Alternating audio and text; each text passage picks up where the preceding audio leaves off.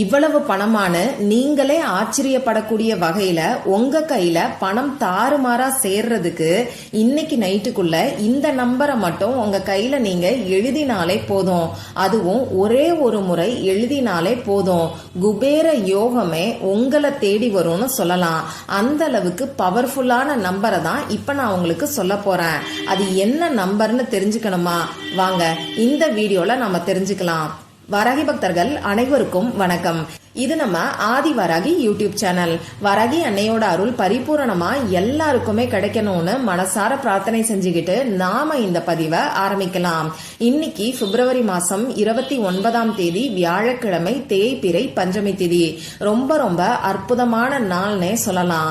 இப்படிப்பட்ட அற்புதமான நாள்ல பணத்தை ஈர்க்கிறதுக்கு உங்க கையில எழுத வேண்டிய ஒரு நம்பரை பத்தி தான் இப்ப நான் உங்களுக்கு சொல்ல போறேன்.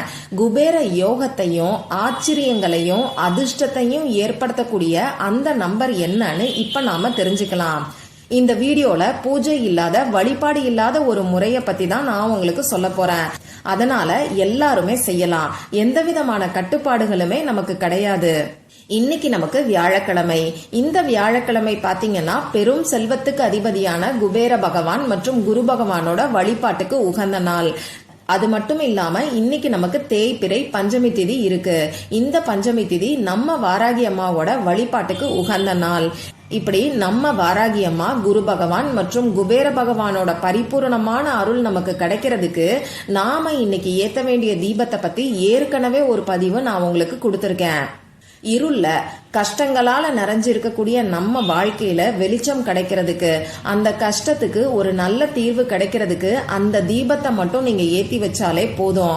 அடுத்ததா பாத்தீங்கன்னா ஒவ்வொரு மாசமும் வரக்கூடிய வளர்ப்பிறை மற்றும் தேய்பிறை பஞ்சமியில வர பணவசிய நேரத்தை பத்தி தொடர்ந்து நான் உங்களுக்கு பதிவுகளை கொடுத்துக்கிட்டு இருக்கேன். அந்த வகையில இன்னைக்கு வரக்கூடிய பணவசிய நேரத்தை பத்தியும், அந்த பணவசிய நேரத்துல நாம செய்ய வேண்டிய ரொம்ப ரொம்ப எளிமையான பரிகாரத்தை பத்தியும் இன்னொரு வீடியோல நான் உங்களுக்கு சொல்லியிருக்கேன். அடுத்ததா வஜ்ர கோஷம்னு சொல்லி ஒரு ஷார்ட்ஸ் சேனல் நமக்கு இருக்கு. இந்த ஷார்ட்ஸ் சேனல்ல பாத்தீங்கன்னா இன்னைக்கு பணவரவு அதிகப்படுத்துறதுக்கு பீரோல ஊதி விட வேண்டிய ஒரு பொருளை பத்தி சொல்லியிருக்கேன்.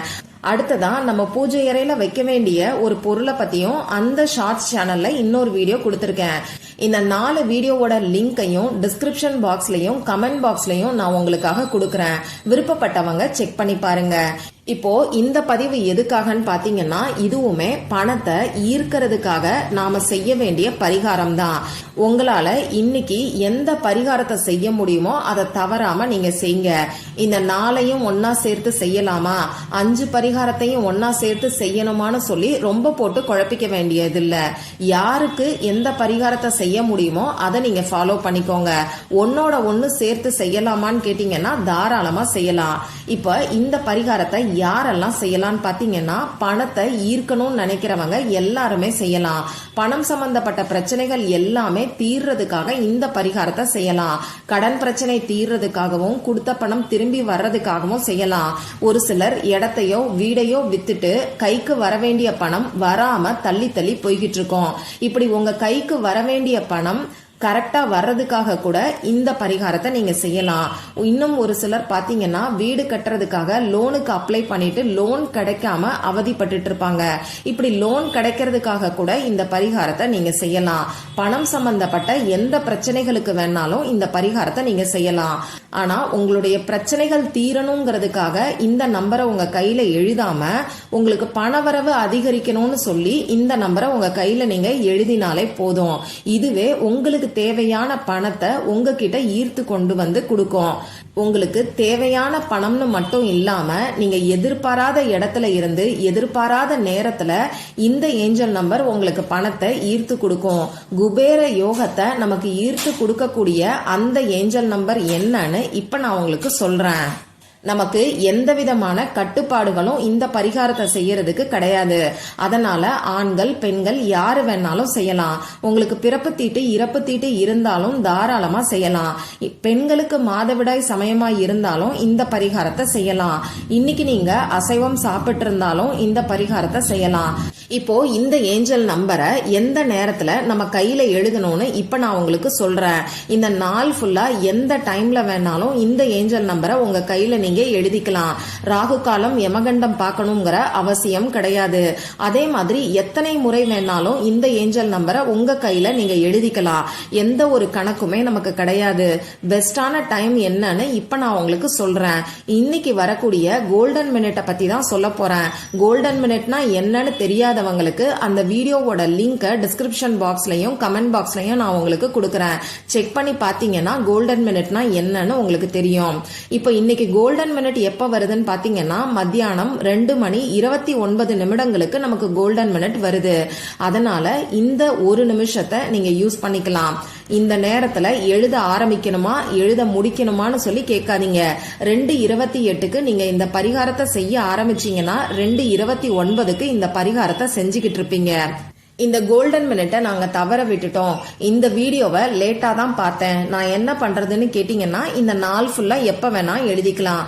அடுத்த பெஸ்டான டைம் என்னன்னு பாத்தீங்கன்னா நீங்க தூங்க போறதுக்கு முன்னாடி இருக்கக்கூடிய நேரம் தான். நைட்டு 12 மணிக்குள்ள நீங்க எப்ப தூங்குறீங்களோ அப்போ தூங்குறதுக்கு முன்னாடி இந்த நம்பரை உங்க கையில நீங்க எழுதிக்கோங்க. இப்போ தேவையான பொருட்கள் என்னன்னு பாத்தீங்கன்னா நமக்கு பேனாவோ ஸ்கெட்ச் பேனாவோ மார்க்கரோ கிளிட்டர் பேனாவோ தேவைப்படும்.